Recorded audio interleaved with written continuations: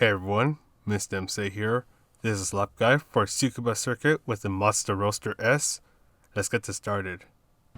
Your first braking point is right before the solid wall on the left starts.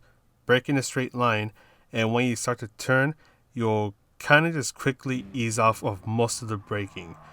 You shift down to second, and that will get the car to bite down into the turn a bit more. Hit the apex, which is a bit later in the turn, and then you can start to fully accelerate.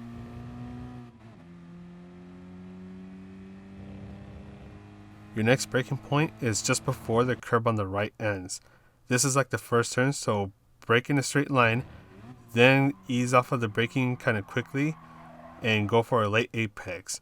When your car is starting to point away from this language billboard, you can then start to fully accelerate. Use the area where the barriers on the left change color as your turning point. You can take this turn flat out, just make sure you hit the apex and you won't have to worry about going wide.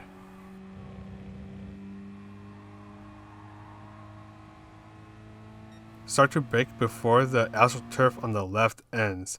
Brake in a straight line, and when you start to turn, quickly ease off of the braking to really get the car to rotate.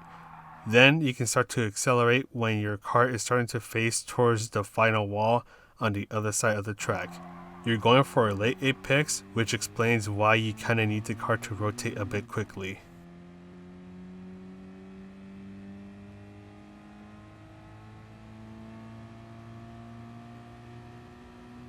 Look for the pit sign on the right, as that'll be your braking and turning point. Apply just a tiny bit of braking for a brief moment of time to get the car to slow down and rotate a bit. When the curb on the right is about to end, that's when you can start to fully accelerate. That is all for the lap guide. Let's go ahead and talk about strategy. This happens to be a daily C race where the fuel consumption is at ×3 and the tire wear is at ×20. And well, let's face it, honestly, you don't have to worry about that stuff, as that shouldn't be a problem at all throughout the entire race.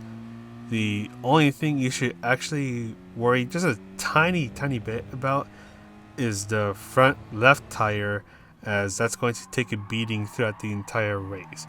When you're in the later laps, it's going to get a little understeery, especially when you're turning right. But other than that, all you need to do is just slow down just a little bit more to compensate for its tire wear, and you should be good to go. And yeah, that's pretty much it for the guide of this race. This is Mr. MCA, wishing you a good race, and I'll see you in the next video.